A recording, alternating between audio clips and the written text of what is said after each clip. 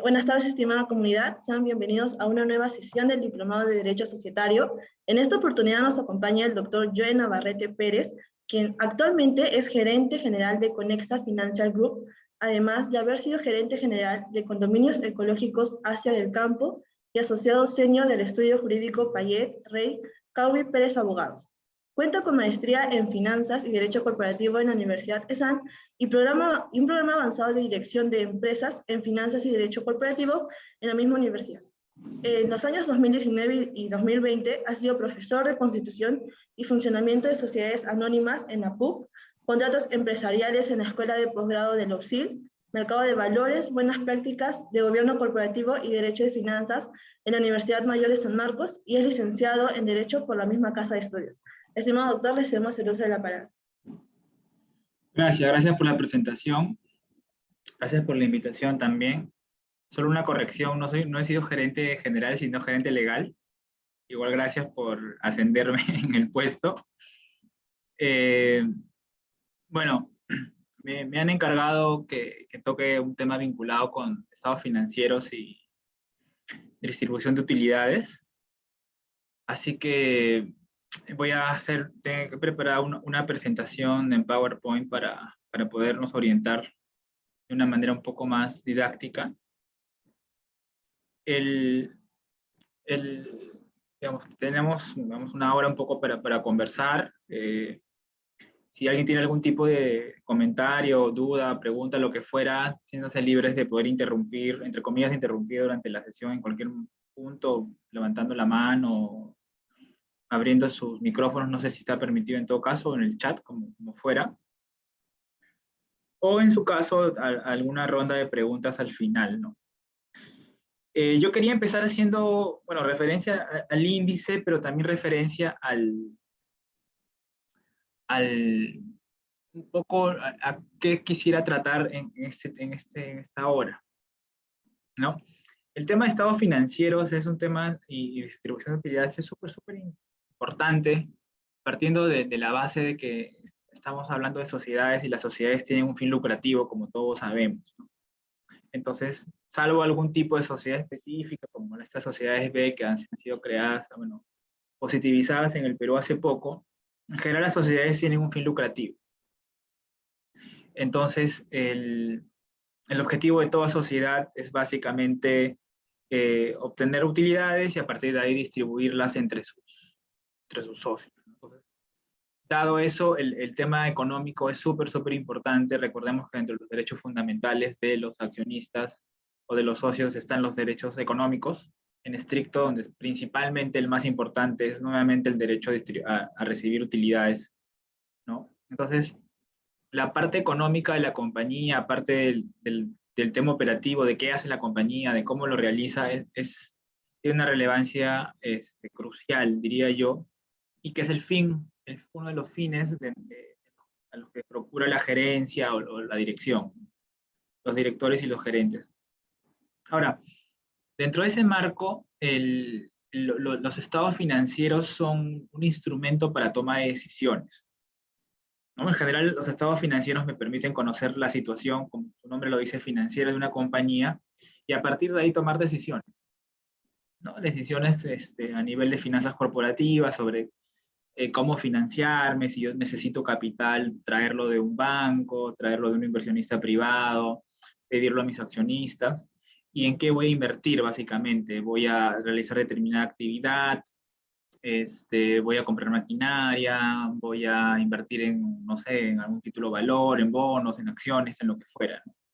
Entonces el estado financiero me permite darme una idea de qué es la compañía, cómo la compañía está estructurada, ¿no? Su estructura entre capital y deuda, y a partir de ahí tomar decisiones. El próximo año tengo que reducir mi presupuesto porque estoy gastando mucho en esto y esto me va a traer como beneficio de que voy a tener más utilidades y las utilidades van a poder ser repartidas a mis accionistas, ¿no? Un poco volviendo a la idea inicial de que uno de los fines más importantes de las sociedades es de que puedan obtener utilidades y ser repartidas. Entonces, en general, más allá de los detalles, un estado financiero me permite tomar decisiones. Básicamente, estar orientadas a unas decisiones de cómo me financio y en qué termino invirtiendo, ¿no?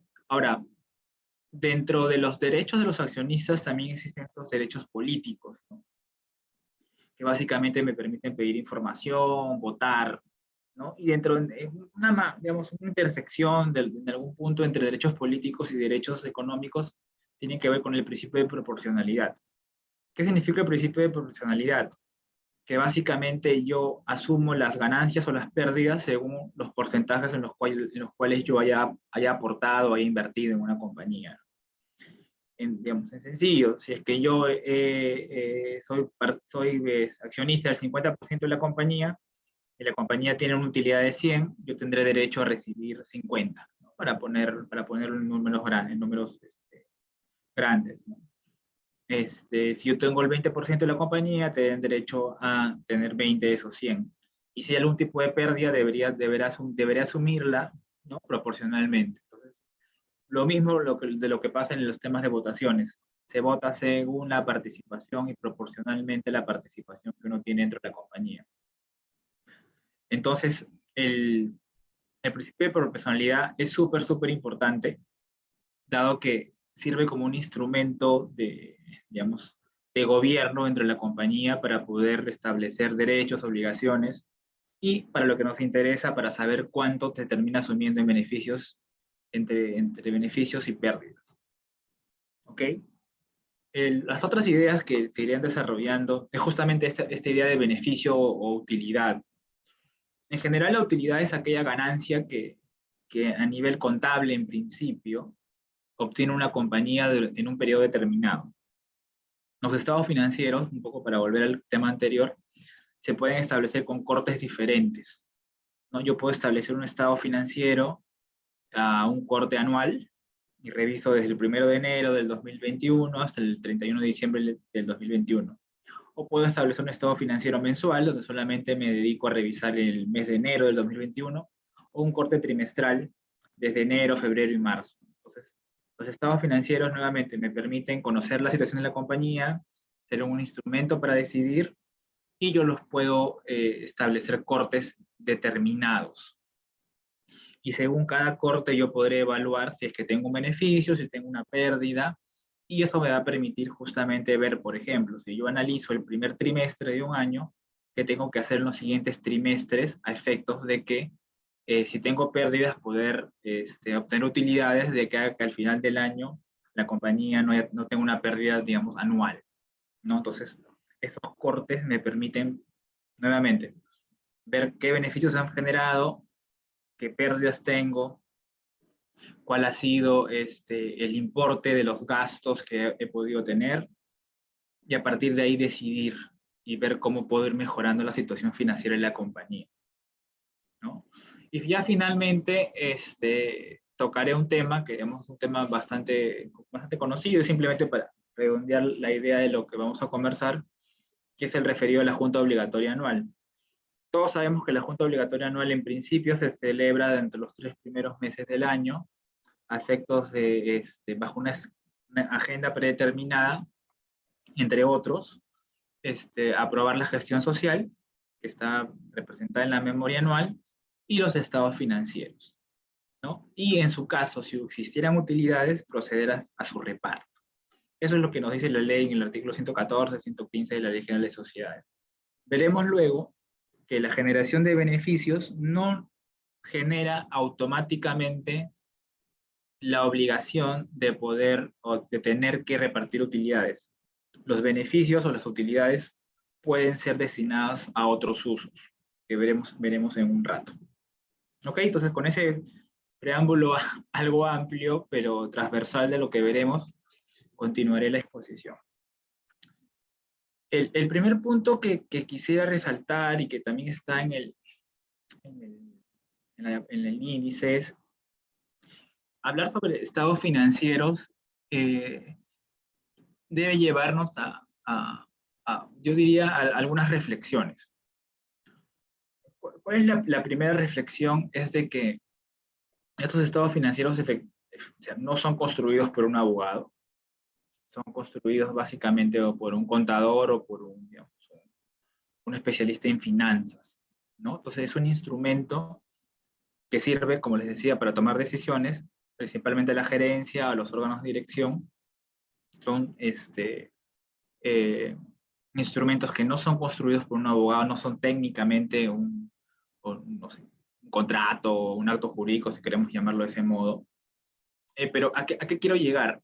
De que es importante que el abogado que se dedica a ver temas societarios, temas corporativos, pueda de manera suficiente tener el conocimiento contable y financiero para poder revisar bien un estado financiero. ¿Ok? Entonces, resalto de que no lo construye un abogado para resaltar la idea precisamente de que no es algo a lo cual los abogados naturalmente estemos familiarizados, sino que es algo sobre lo cual tenemos que familiarizarnos. ¿Ok? Entonces, yo en un rato mostraré un estado financiero para darle una primera aproximación y les daré algunas sugerencias, ¿no? Por ponerlo de otro modo, respecto de cómo podríamos acercarnos a un estado financiero. Esa es la primera idea, ¿no? Es un instrumento que no es construido por un abogado, con lo cual necesita que nosotros desarrollemos otro tipo de habilidades, otro tipo de conocimientos a efectos de poderlo analizar y desde la perspectiva jurídica ver cómo podemos apoyar a la gerencia, a la dirección o a nuestros clientes vinculados con temas de, por ejemplo, reparto de utilidades o qué hacer con las utilidades. Otra idea que también me gustaría que quede clara, o en todo caso transmitirla de manera directa, es de que ya a nivel legal, efectivamente hay cierta regulación legal vinculada con estados financieros. Y ahí es importante, o súper importante, poder situarnos y saber realmente respecto de qué entidad o respecto de dentro de qué cuerpo normativo me estoy moviendo. ¿Por qué? Porque la primera aproximación que uno tiene como abogado y en los cursos generales de pregrado está vinculado con la Ley General de Sociedades. ¿No? Ahorita, y es lo que vamos a hacer, por ejemplo, hoy, ¿no? Un poco por tema de tiempos, por el tema de la materia del diplomado. Entonces, hay una primera aproximación que es la más inmediata, que es digamos, la más básica también, que tiene que ver con la regulación de estados financieros y sus derivados, como pérdidas, utilidades, dividendos, que está en la Ley General de Sociedades, ¿no? Que es la base. Pero adicionalmente a eso, hay normas específicas vinculadas con sectores regulados. Y aquí yo he puesto un par de ejemplos que tienen que ver con las normas de la SMB y con las normas de la SBS. ¿Por qué? Porque estas dos entidades tienen a su vez normas respecto de la presentación de los estados financieros y cómo se deben construir. Seguramente ustedes han escuchado las NIF, ¿no? Las normas internacionales de información financiera, ¿no? Desde hace unos años ya, por ejemplo en SMB, las empresas que tienen algún tipo de registro, algún tipo de autorización en SMB, tienen que construir sus estados financieros bajo esos estándares internacionales, ¿no? Entonces, si uno revisa la Ley General de Sociedades, la Ley General de Sociedades no te habla de eso. Te habla de los principios generales aceptados y contables y demás, pero no tiene de manera mandatoria esa necesidad. ¿Y por qué es importante? ¿No? Y esto es un conocimiento, digamos, no jurídico, sino, digamos, contable. Porque cuando uno elabora estados financieros y el registro de determinadas cuentas, determinados activos, pasivos, lo que fuera, hay una metodología de registro. Y si esas metodologías son diferentes, mejor dicho, cuando las metodologías son diferentes, me puede llevar a que el resultado final también, obviamente, sea diferente. Y como les decía al comienzo, los estados financieros son un elemento para tomar decisiones. Entonces, si es que yo tengo dos resultados diferentes, las decisiones que yo tome van a ser diferentes posiblemente. Entonces, ¿qué se trata de hacer? Se trata de mantener un estándar. ¿Y cuál es el estándar que te pide SMB, por ejemplo? Que los estados financieros sean construidos bajo NIF, ¿no?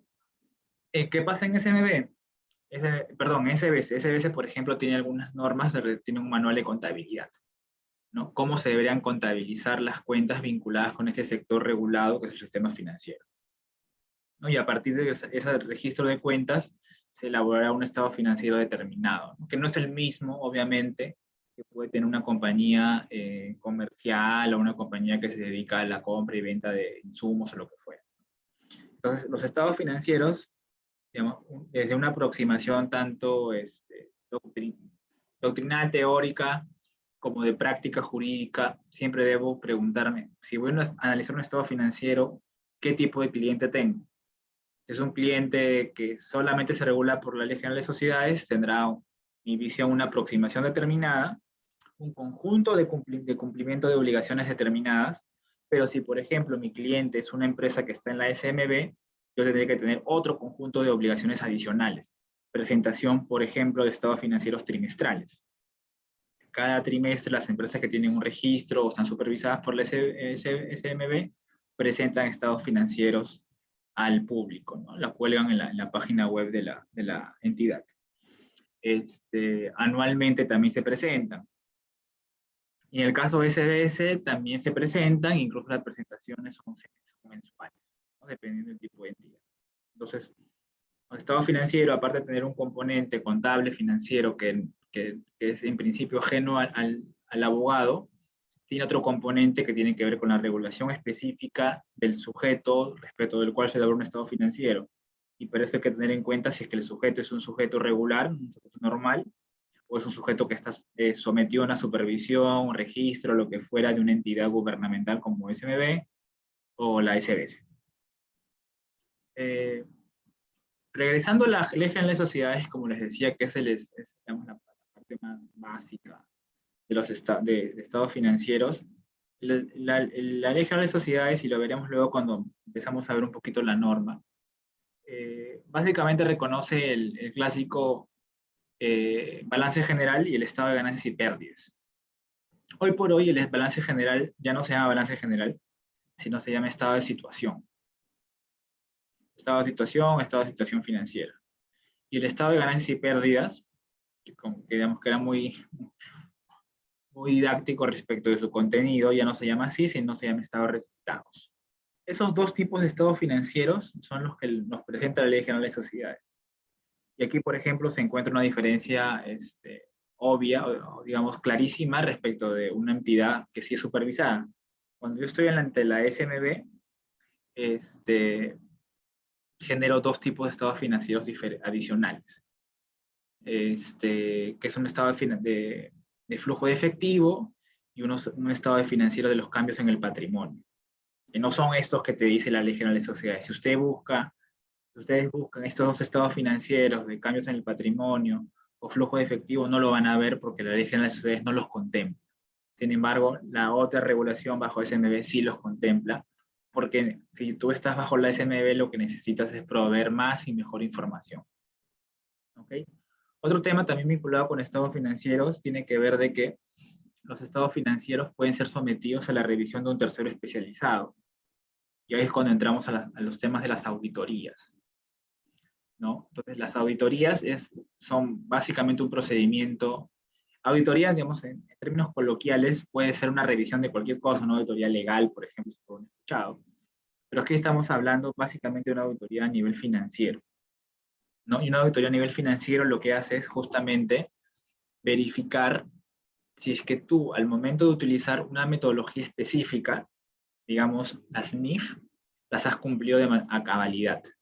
Entonces, hay una entidad tercera que se encarga de verificar que tú, al momento de elaborar tus estados financieros, al momento de registrar tus cuentas, lo has hecho siguiendo la metodología específica. Y si es que no lo hubieras hecho de esa forma, lo que va a pasar es que te van a presentar determinado tipo de observaciones para que las puedas subsanar. Los estados financieros terminan básicamente con un documento, lo que son los estados financieros en sí mismos, pero sobre todo con un dictamen, donde básicamente el auditor, este tercero que yo he contratado, me dice si es que razonablemente se han procedido al registro de las cuentas de la compañía y los estados financieros presentan una situación razonable respecto de lo que es la compañía. En un momento, cuando veamos un estado financiero en particular, lo comentamos con un poquito más de detalle y sobre todo aterrizando de lo que estoy hablando ahora. Y finalmente, Los estados financieros, les decía yo, que son instrumentos de toma de decisiones. Entonces, hay diferentes mecanismos un poco para analizar estados financieros. Hay análisis que se llaman horizontales, verticales o por tendencias. Yo solamente quisiera detenerme en uno que es bastante gráfico, que es el análisis, digamos, a nivel horizontal. Y cómo es, digamos, como su nombre lo dice, es un análisis que va, digamos, de izquierda a derecha, ¿no? Y yo, por ejemplo, evalúo que en el año 2019 tuve unos ingresos de 200.000 soles, y en el año 2021 tuve unos ingresos de 500.000 soles. Entonces yo voy a poder verificar que entre el 19 y el 20, mis ventas, mis ingresos, subieron 300.000 soles. La pregunta, entonces, eso me va a permitir saber de que hubo un ingreso adicional o hubo ventas adicionales, y eso me va a permitir saber qué tan eficiente he sido, porque hay una cosa que es muy importante, que es poder diferenciar entre los ingresos y las utilidades. ¿Por qué? Yo puedo tener ingresos, en el ejemplo, de 200.000 soles y una utilidad de 100. ¿Por qué? Porque generar estos 200.000 me costó 100, con lo cual al final me va a quedar 100 para repartir. Para poner un ejemplo muy sencillo. Pero también puede pensar que yo tengo unos ingresos de 500.000, siguiendo el ejemplo de hace un rato, pero mis costos, mis gastos para producir estos 500.000 me costaron 450.000. Entonces mi utilidad no es 100 como en el primer caso, sino es 50. Entonces yo tengo que verificar muy bien si es que el aumento de mis ingresos realmente me ha generado más utilidad. Porque lo importante no es generar ingresos, sino generar utilidades. Yo puedo generar ingresos altos, pero si al final los costos y los gastos que me permitieron llevar a ese ingreso son tan altos que hacen de que tenga que gastar más y mi utilidad se reduzca, ahí tengo un problema. Tengo un problema súper importante, ¿no? Entonces, es muy importante poder chequear eso. Y eso va a ser un análisis de estados financieros a nivel horizontal. Para no seguir mareándolos con, teoría, voy a irme a un estado financiero que he obtenido de la página de la SMB para darle un poco de vueltas a estos temas que estamos comentando. Este es un estado financiero del 2019, digamos, del 2020. Los estados financieros usualmente se hacen en comparación con el año anterior. Este es un estado financiero que lo he bajado, es un documento público de la SMB, del Banco de Crédito. Este estado financiero, como ustedes ven aquí, ha sido auditado por Price, que es una compañía de auditoría transnacional. Y me da el contenido y me da, por ejemplo, el dictamen, que es lo que yo les decía. Entonces, este dictamen del 24 de febrero de 2021 me dice lo siguiente. Se han auditado los estados financieros separados adjuntos del Banco de Crédito, que comprende tal y tal, ¿no? Y habla sobre la responsabilidad del auditor, ¿no? ¿Qué es la responsabilidad de la gerencia? ¿Cuál es la responsabilidad del auditor? ¿Y qué opina? Dice, opinión. En nuestra opinión, los estados financieros separados antes indicados, preparados para los fines expuestos en el párrafo siguiente, presentan razonablemente en todos sus aspectos significativos la situación financiera del BCP al 31 de diciembre de 2020 y 2019. Su desempeño financiero y su flujo de efectivo para los años terminados en estas fechas, de acuerdo con los principios de contabilidad generalmente aceptados en el Perú, entidades financieras, ¿no? Entonces, este dictamen, digamos, tiene una opinión limpia, como se dice, digamos, en la práctica, ¿no? No tiene ningún tipo de reserva, ¿no? Porque cuando la opinión no es limpia, te salvo por ABCD, salvo por la nota que está en tal sitio. Entonces, esa es una opinión, digamos, sin ningún tipo de salvedades, ¿no? O sea, se llama así literalmente, sin salvedades, ¿no? Y luego ya se presentan los estados financieros, ¿no? Entonces, en este primer caso, Lo que tenemos, por ejemplo, es el estado financiero, de situación financiera, que les comentaba. Aquí lo voy a agrandar un poquito para poder verlo, ¿no? Ustedes pueden ver, ¿no? Las cuentas del activo, las cuentas del pasivo, el patrimonio, y las cuentas del patrimonio, ¿no? Aquí está, por ejemplo, como les decía, lo vinculado al 2019 y al 2020. Y, por ejemplo, yo puedo ver aquí que la caja y bancos, que es el dinero disponible, que se ha incrementado del 2019 al 2020 en como 1.000 millones, ¿no? Cuando ponen esos 3 ceritos aquí, significa que a este número hay que sumarle 3 ceros. ¿Ok? Eso está expresado en miles, como se dice. Entonces aquí yo sé que ha habido un incremento. Y aquí puedo ver todas las cuentas del BFP. Luego, tengo otro estado financiero, como les contaba, que es el estado de resultados, que es el de ex ganancias y pérdidas.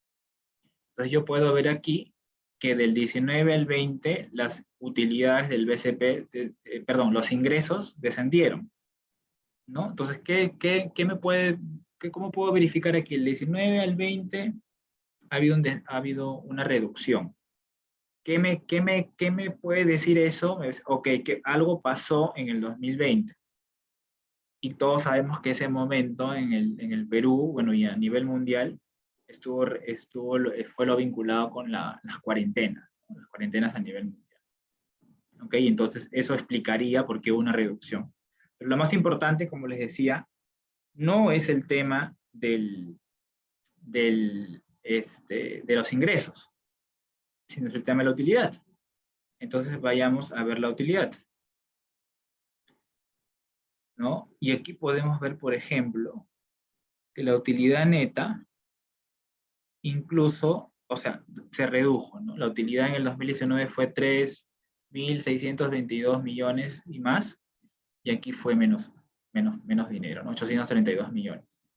Entonces, yo puedo ir viendo de que lo que pasó en el 2020 redujo tanto los ingresos como las utilidades que afrontó el BCP.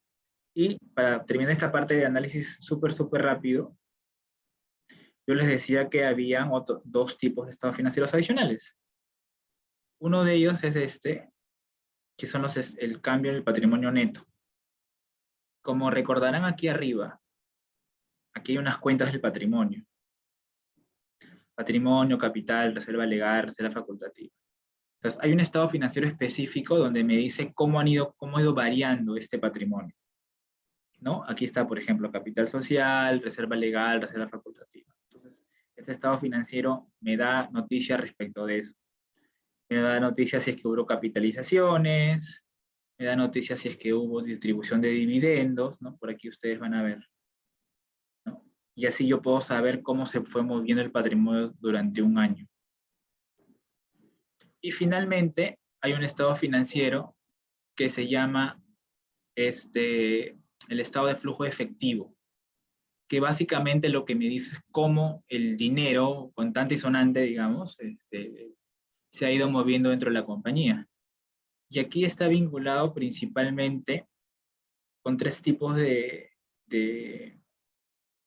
bueno, más que con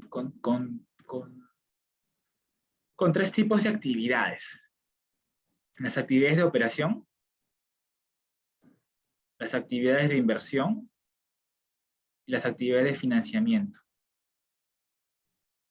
¿no? Entonces, estos 3 tipos de actividades van moviendo la caja de la compañía y me van a decir qué gastos, qué desembolsos se han producido dentro del ejercicio.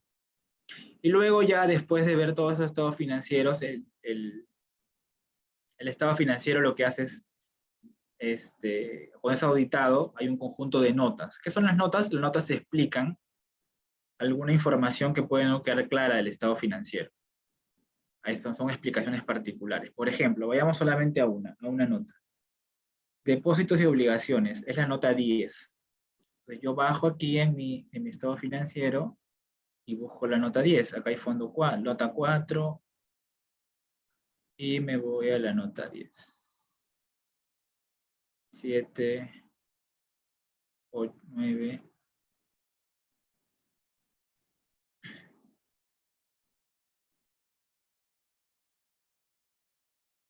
10. Depósitos y obligaciones. Entonces acá me da noticia con más detalle de esa cuenta en específico. Y acá puedo saber los depósitos en el Perú y en otros países que tienen el propio BCP. O que tienen perdón, esos son los pasivos, que se tienen en el BCP. Ok, y aquí tengo una explicación. Las deudas de bancos también están aquí y están con mucho más detalle. Entonces, como yo les decía, el estado financiero va a depender mucho respecto de ante qué tipo de entidad estamos. Cuando es una entidad como esta, como un banco, por ejemplo, y que a la vez tiene una supervisión tanto de la SMB como una parte de la SBS, vamos a estar ante documentos que tienen mucho mayor contenido. Entonces, siempre es importante. ¿Qué recomendaría yo? El que pueda, el que tenga tiempo. Entre SMB, bájese un estado financiero completo, imprímalo, bueno, si pueden leerlo en computadora, y léanselo todo. Lean el estado de ganancias y pérdidas, lean el estado de situación, el estado de resultados, el cambio en el patrimonio neto, el estado de flujo efectivo, y todas las notas. Eso le va a permitir entender de qué trata un estado financiero. El estado financiero también es importante, por ejemplo, cuando uno hace un due diligence, ¿no? Porque te permite saber dónde están las principales cuentas, las principales responsabilidades que puede tener una entidad. Entonces vamos avanzando porque me he tomado media hora en verdad por un punto. Como les decía al comienzo, este es un tema bastante amplio, así que quería, digamos, darle un vistazo general de estados financieros. Creo que es suficiente para podernos situarnos bien. Luego ya vienen algunos temas más detalles que tienen que ver con el tema de utilidades, ¿no? Que pretendo dedicarle 20 minutos un poco para ver si hay alguna pregunta en los últimos 10. Y retorno a lo que les decía al comienzo, a este principio de proporcionalidad. Entonces la ley es súper específica respecto a la proporcionalidad, ¿no? Y nos dice que la distribución de las utilidades, de los beneficios, llama así, ¿no? Está vinculada con los aportes de capital. Sin embargo, te dice que el estatuto puede fijar otras proporciones diferentes, pueden establecer otro tipo digamos, habla de proporciones, pero técnicamente debería estar expresado como se puede establecer otro tipo de derechos respecto de las utilidades que no estén vinculadas proporcionalmente con la participación. ¿Ok? Y ahí es donde, por ejemplo, podemos recordar a las famosas acciones preferentes, ¿no? Donde yo, sin tener una cantidad determinada del capital, un porcentaje determinado del capital, tengo derecho a recibir determinado tipo de utilidad, ¿no? Que no está vinculada necesariamente con mi participación. ¿Ok? Eso es por el tema de los beneficios. Los beneficios se obtienen según mi aporte en el capital. A falta de algún pacto en contrario, las pérdidas se asumen en la misma proporción, ¿no? Al igual que mis beneficios. Solamente hay un caso en el cual los socios pueden excluirse de pérdidas, es cuando estamos ante una sociedad que también sea de personas. Y allí te dice que los únicos que pueden excluirse son los socios que aportan servicios. Y al final de ese artículo está una institución, digamos, famosa que se llama el Pacto Leonino, ¿no? El Pacto Leonino es aquel pacto en el cual los socios aportan, pero no reciben ningún tipo de utilidad, ¿no? Y la ley es específica respecto a que es un principio, diría yo, general del derecho societario, ¿no?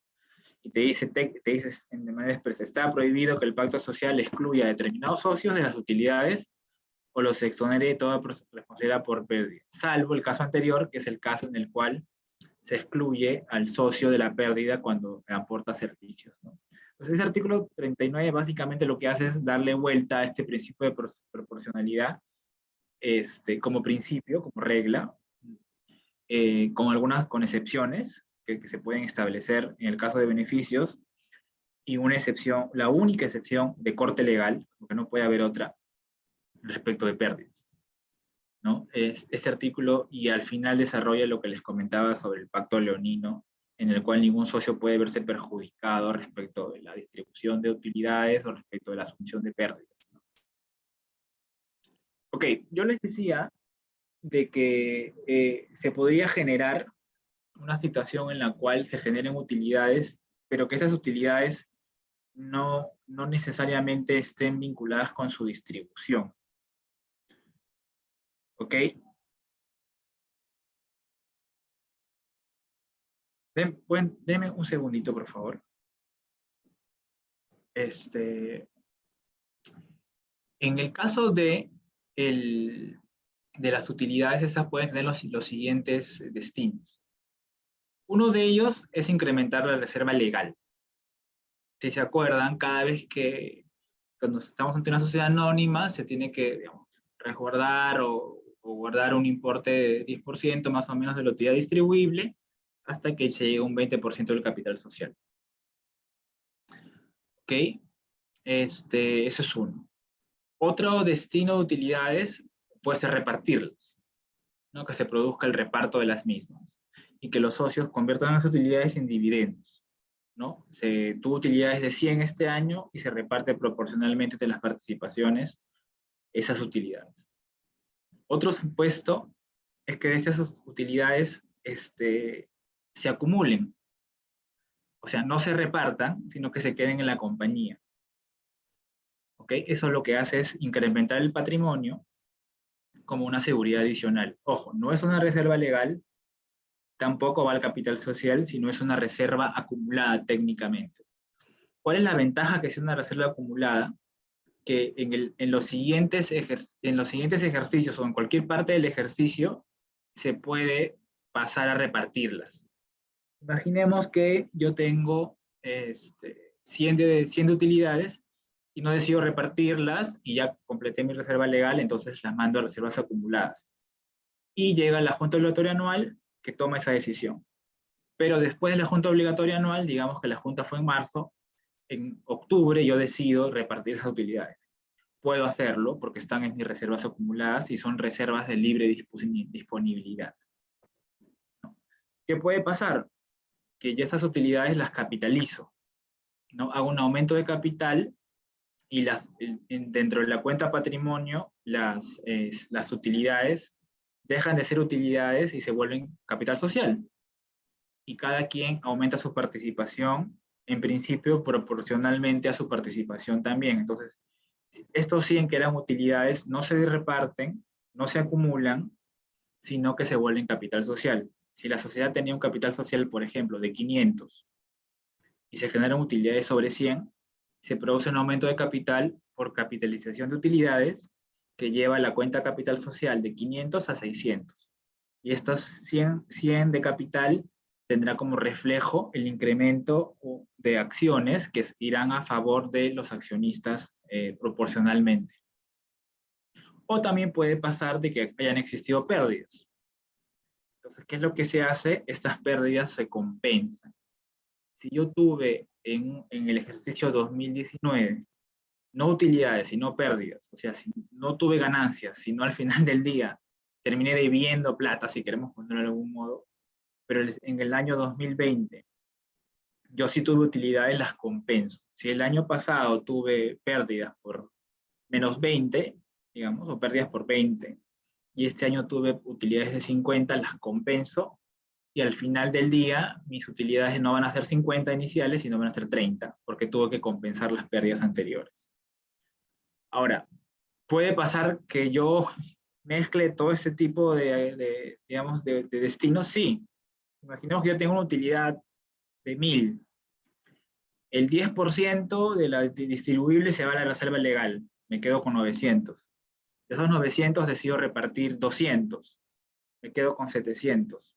De esos 700 decido enviar a reservas acumuladas 300. Me quedo con 400. De esos 400 decido capitalizar, esos 400 decido capitalizarlos y llevarlos a la cuenta capital social. ¿Puedo hacer eso? Sí. ¿Puedo combinar 3, 4, 2? Sí, puedo hacerla, ¿no? Lo que sí existe es una necesidad de, antes de hacer todo esto, compensar las pérdidas.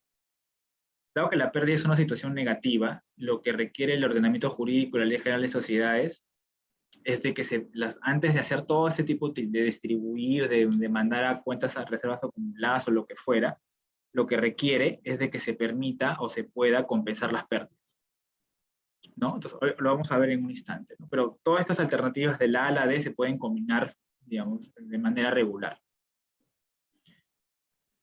Repasemos rápidamente el tema de reserva legal.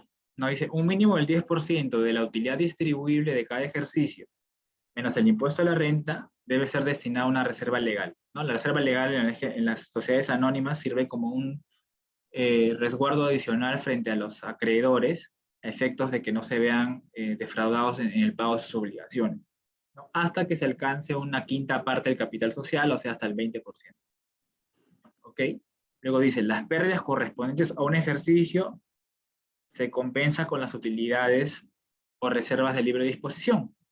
Estas reservas de libre disposición deberían tenerse en un sentido amplio, como reservas digamos, en el sentido de dinero que yo destino para algún tipo de resguardo, o incluso como utilidades acumuladas, ¿no? Que estaría también de alguna forma en la primera parte, ¿no? Entonces, si hay pérdidas, yo tengo que compensar. Es lo primero que tengo que hacer. ¿Ok? Entonces, aquí está en este artículo dos de los destinos que vimos hace un rato. La reserva legal y la compensación de pérdidas que están, la A y la E. Veamos otra, es el reparto de utilidades, ¿no? Leamos el artículo y yo lo voy comentando, ¿no? La distribución de utilidades solo puede hacerse en mérito de los estados financieros preparados al cierre de un periodo determinado o en la fecha de corte. Yo les decía que los estados financieros se pueden preparar de manera trimestral, mensual o anual.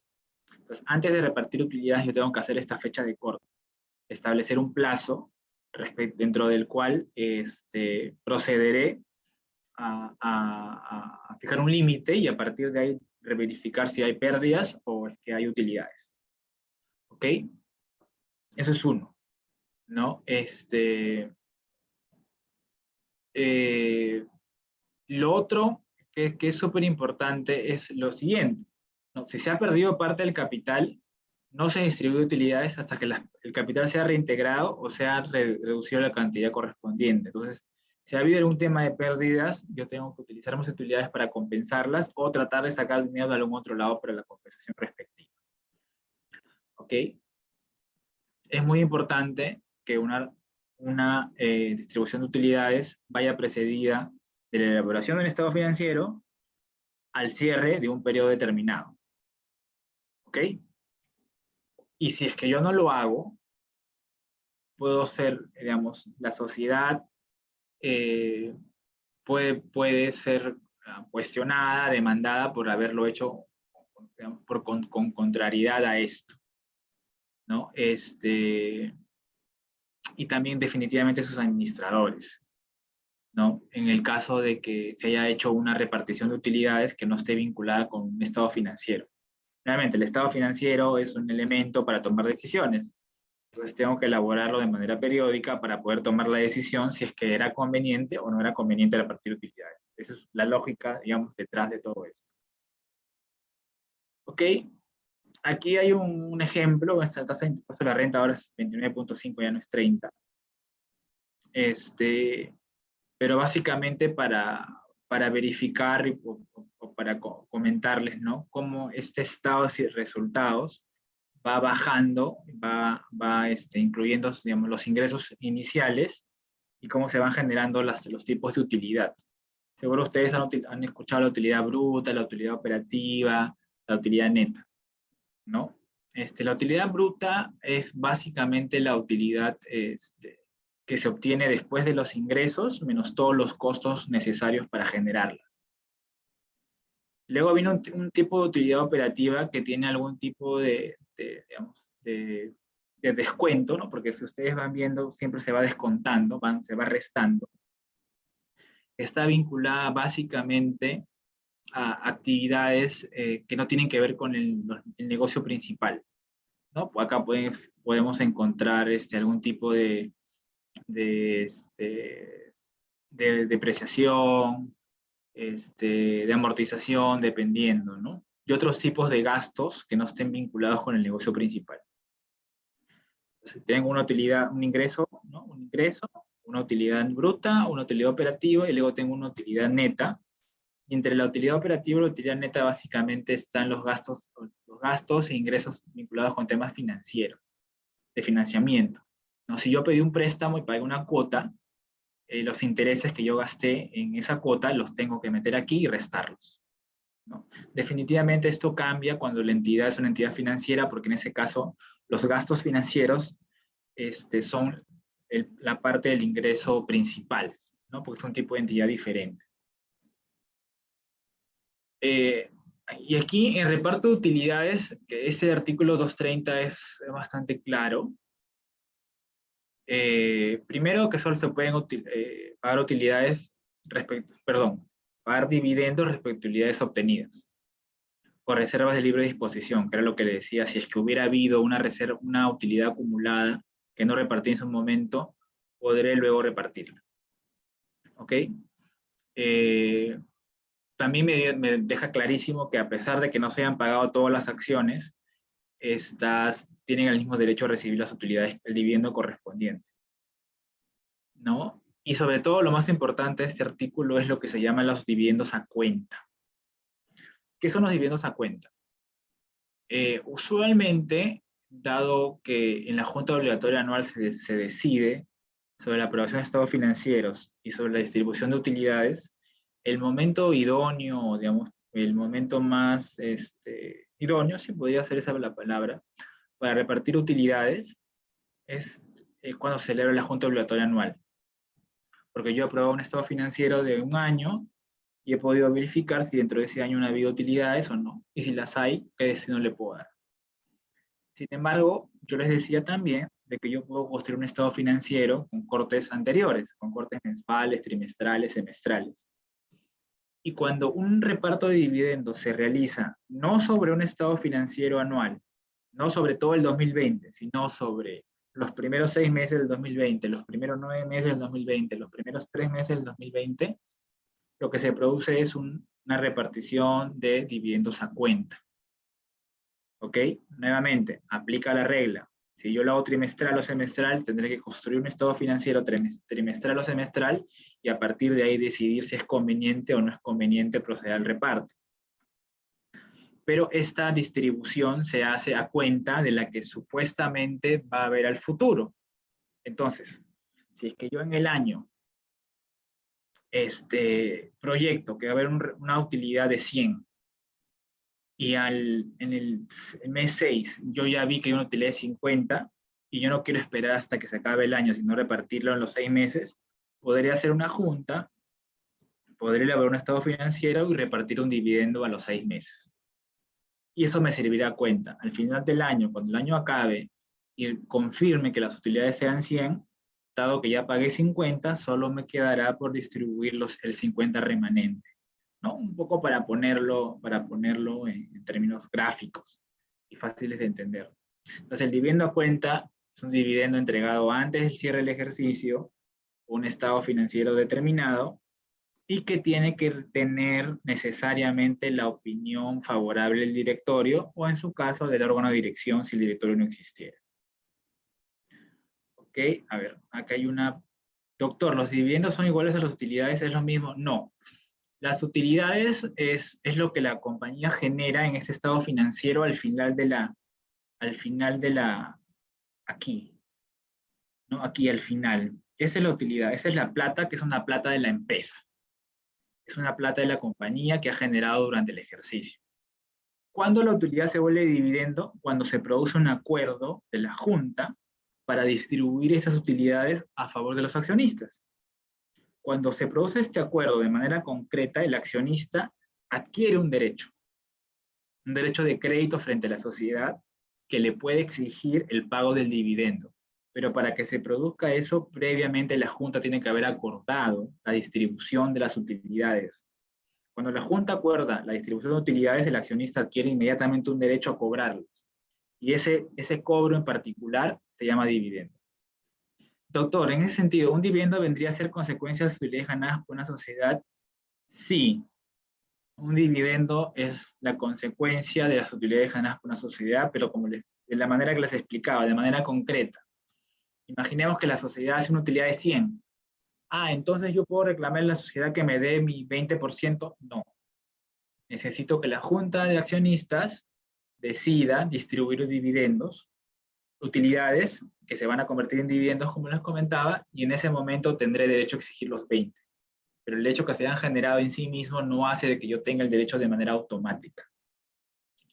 Hay un derecho en la Ley General de Sociedades que se llama el derecho de dividendo obligatorio.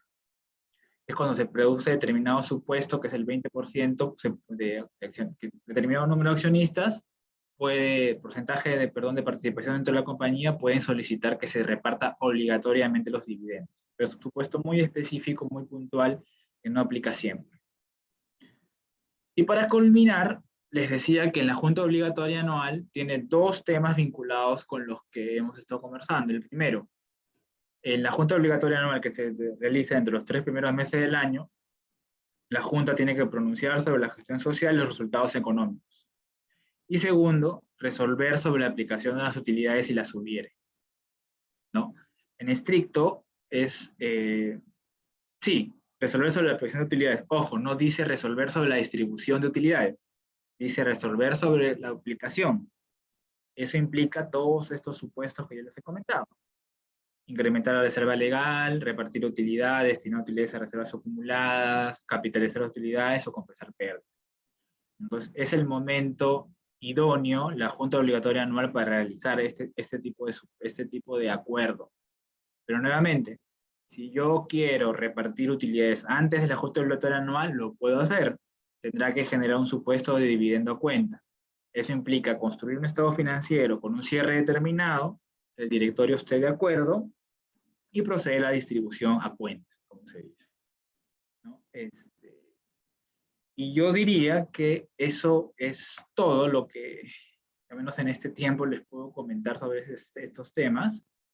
Realmente son temas que darían seguro ocasión para conversar mucho más tiempo, pero creo que esto es lo básico y lo más importante que les podría transmitir.